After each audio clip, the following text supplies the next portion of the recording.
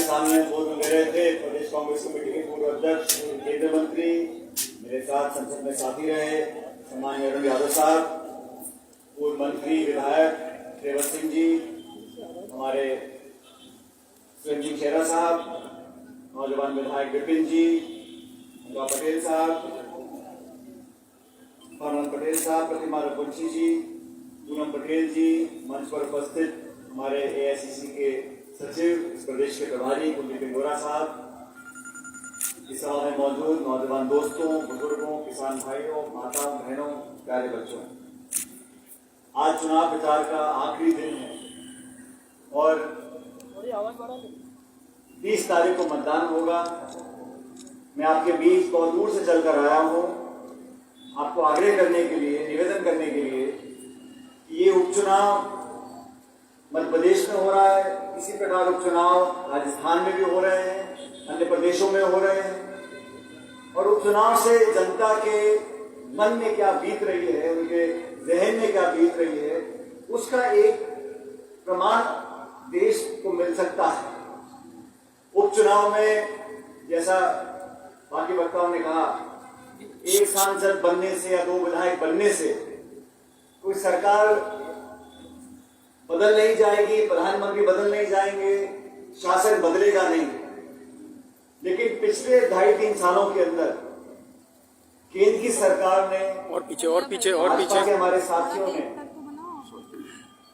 इस प्रदेश के साथ और देश के साथ क्या किया है, उसका लेखा जोखा देखने का समय है। आप सब जानते हो 7.5 साल से केंद्र में बीजेपी की सरकार है और मुझे याद है 2014 के चुनाव में, लोकसभा के चुनाव प्रचार में भाजपा ने बहुत बार कहा कि कांग्रेस और यूपीए की सरकार ने 10 साल में हमारे लिए कुछ नहीं किया। बेरोजगारी, महंगाई, किसान, नौजवान के बारे में बहुत सारी बातें बोली और कहा कि ये मिलीजुली सरकार है, इसलिए केंद्र से यहाँ कठोर निर्णय नहीं ले पाते हैं। जनता ने मौका दिया भाजपा को, मोदी जी को प्रधानमंत्री बनाया, पूर्ण बहुमत की सरकार बनी, 19 में चुनाव हुए। मैं कारणों में नहीं जाना चाहता हूं, लेकिन 19 में दोबारा भाजपा को बहुमत मिला और पहले से ज्यादा मिला। अब इन 2 चुनावों में 7.5 साल में पूर्ण बहुमत की सरकार एक पार्टी, एक नेता की रही दिल्ली के अंदर। सवाल ये उठता है, आज जैसे साथी कह रहे थे हमारे मुझसे पहले, पेट्रोल डीजल 100 रुपए से पार हो गया, गैस सिलेंडर 950 रुपए का है, खाद डीएपी मिल नहीं रही, किसान की आमदनी दुगना करेंगे, ये वादा किया था भाजपा ने, नहीं किया था। दुगना छोड़ो, किसान की जो लागत है खाद, बीज, तेल, पानी, बिजली की, उतना भी किसान को मिल नहीं पाता। और तो और आमदनी दुगनी करने की बात करने वाले लोगों ने ऐसे कानून बना दिए, ये 3 कृषि के काले कानून बने जिनमें कहा जा रहा है कि मंडी समाप्त हो जाएगी, समर्थन मूल्य पर खरीद नहीं होगी। पूरे देश की अर्थव्यवस्था चलाने वाली जो मंडियां हैं उनको निपटाने की योजना बनाई हुई है। 1 साल से किसान आंदोलन कर रहे हैं, लाठियां चला रहे हैं, खदेड़ रहे हैं, राजधानी को पूरा घेर के बैठे हुए हैं। किसान सैकड़ों आत्महत्या कर चुके, कोई सुध लेने वाला नहीं। मैंने पहली बार देखा है, आंदोलन चल रहा है, हर सरकार लोकतांत्रिक व्यवस्था में अपने मतदाताओं की, जनता की आवाज को सुनते हैं। ये पहली सरकार देखी है मैंने जो घमंड और अहंकार की सरकार है। मैं पूछना चाहता हूं यहाँ के प्रदेश के मुख्यमंत्री जी से, आप अपने आप को किसान हितैषी बोलते हो, जब पिछली बार आप मुख्यमंत्री थे तो गोलियां चलाई किसानों के ऊपर, किसानों को शहीद किया, आज दोबारा मुख्यमंत्री बने हो। आप बताइए जनता को, ये 3 कृषि कानून आपने क्यों बनाए? किस किसान से आपने वार्ता किया? किन पूंजीपतियों को मदद करने के लिए कानून बनाए जा रहे हैं? आपने देश की संपत्ति का निजीकरण कर दिया, हवाई अड्डा, रेलवे, सड़क, बांध, सब आप निजी हाथों में देना चाहते हो। महंगाई आप रोक नहीं पा रहे। कोरोना काल में लाखों करोड़ों लोग बिलख रहे थे, पूरे देश में ऑक्सीजन के सिलेंडर नहीं मिल रहे थे, अस्पताल की हालत सरमरा गई थी। आपने कहा 250 रुपए का 500 रुपए का सुई लगेगी वैक्सीन की।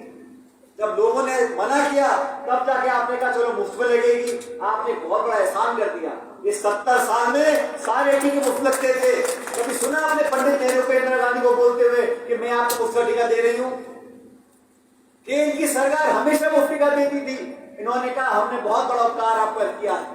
अरे जेब पे टाका डाल रहे हो, पेट्रोल डीजल तीसरी से महंगा हो गया, गैस का सिलेंडर ब्लैक में नहीं मिलता, हाथ देने जाते हो तो लाठी पड़ती है, बेरोजगारी फैल गई। थोड़ा मोड़ा जो ग्रामीण क्षेत्र में लोगों की जेब में पैसा आ रहा है तो नरेगा की योजना से आ रहा है। और नरेगा की योजना किसने बनाई थी? भाजपा ने तो बनाई नहीं, हमारी सरकार ने बनी थी कि 100 दिन का रोजगार हर परिवार को मिलेगा। इस दुनिया में 200 देश हैं, किसी देश में ऐसा कानून नहीं है कि रोजगार आपका संवैधानिक अधिकार बन गया। अब मोदी जी चाहे भी तो नरेगा को खत्म नहीं कर सकते। गरीब के लिए, किसान के लिए, पिछड़े तबके के लिए, दलितों के लिए, आदिवासियों के लिए योजना अगर बनी थी तो कांग्रेस के शासन में बनी थी। इन 7 सालों में क्या कानून बने हैं? कृषि के 3 काले कानून बने हैं। निजीकरण का बहुत पहले विरोध करते थे, आज उसके पक्ष में आ गए हैं। आधार का पहले विरोध करते थे, आज पक्ष में आ गए हैं। सारा जो निवेश की बात करते थे, स्वदेशी की बात करते थे, सब निकल गया। सिर्फ वो तो भगवान राम का नाम लेके वोट बटोरने का काम करना चाहते हैं। भगवान किसी पार्टी के होते हैं? भगवान सबके हैं, सब धर्मों के हैं, सब जनता के हैं। 140 करोड़ का मुल्क है, 5000 साल पुराना हमारा इतिहास है। अरे पार्टी आई चली जाएंगी, सरकारें बनती है, बिगड़ती हैं, लेकिन आपस का प्रेम, भाईचारा, मानवता, एक दूसरे को मदद करने की जो हमारे मन में इच्छा रहती है वो सबसे बड़ी पूंजी है। लोगों को बहुत आसान है, लोगों में झगड़ा कराना, बिरादरी के नाम पर, जाति के नाम पर, धर्म के नाम पर, गोत्रों के नाम पर झगड़ा कराना 1 मिनट का काम है। लेकिन लोगों को समझाना, लोगों को जोड़कर रखना, प्यार, मोहब्बत, प्रेम, भाईचारे की बात करना, इस देश को एकजुट रखना। हमारे भाजपा के बड़े बड़े नेता काम तो कुछ डिलीवर का करते नहीं, और 1-2 लाइन ऐसी बोल जाते हैं कि लोग आपस में सोचते हैं कि ये कौन धर्म का है, कौन जाति का है, कौन बिरादरी का है।